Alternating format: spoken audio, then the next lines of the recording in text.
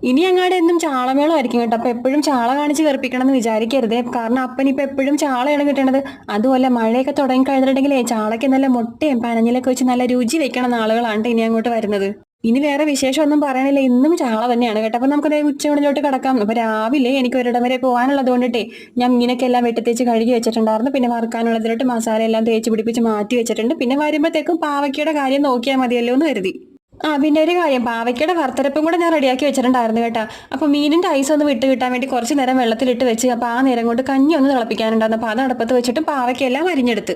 ഇപ്പൊ 2-3 പ്രാവശ്യം ചാള കിട്ടിയിട്ട് ഞാനിത് എളുപ്പ വഴിക്ക് തിളപ്പിച്ചാണ്ട് എടുക്കണം. അപ്പൊ ഇന്നും അതുപോലെ തന്നെ മുളകിൽ തിളപ്പിച്ചെടുക്കാം, തേങ്ങ ഒന്നും അരക്കണില്ല.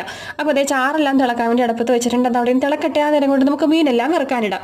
അപ്പൊ ഞാൻ പറഞ്ഞില്ല ചാളയ്ക്ക് മുട്ടയും പനഞ്ഞിലും ഒക്കെ ഉണ്ടായിരുന്നു. അപ്പൊ അത് ഞാൻ കുറച്ചെടുത്ത് മാറ്റി വെച്ചിട്ടുണ്ടായിരുന്നു. അപ്പൊ അതും ആ കൂട്ടത്തിൽ വറുക്കാൻ വേണ്ടി ഇട്ടിട്ടുണ്ട് കേട്ടോ.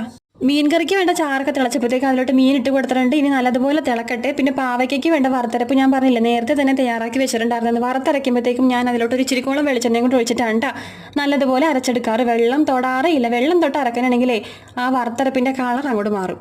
അങ്ങനെ പാവയ്ക്ക കറി ഞാൻ അടുപ്പത്താക്കിയിട്ടുണ്ട്. അപ്പോൾ അത് അവിടെ ഒരു നല്ലതുപോലെ വെന്ത് വരട്ടെ. ആ നേരം കൊണ്ട് ഞാൻ വറുക്കാനിട്ട മീനെല്ലാം തിരിച്ചും മറിച്ചൊക്കെയിട്ട് മൊരിച്ചെടുത്തിട്ടുണ്ട്. അതിൽ നിന്നൊരു ചാളമുട്ട വറുത്തത് ഞാനെടുത്ത് കഴിച്ച് നോക്കിയതാണ് കേട്ടോ, നല്ല ടേസ്റ്റ്.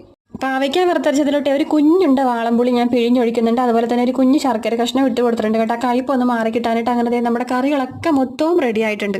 ഇനിയിപ്പോൾ എന്താ, ചോറ് കഴിച്ചാൽ മതി. അപ്പോൾ അതേ ചമ്പം വറുത്തതും പാവയ്ക്ക വറുത്തരച്ചതും ചാളക്കറിയൊക്കെ കൂട്ടി അപ്പനും ആലുവിനൊക്കെ ചോറ് കൊടുത്ത്. ഇന്ന് ചേട്ടനില്ല കേട്ടോ ചോറ് കഴിക്കാൻ വേണ്ടി, ചേട്ടൻ ഓട്ടം പോയി.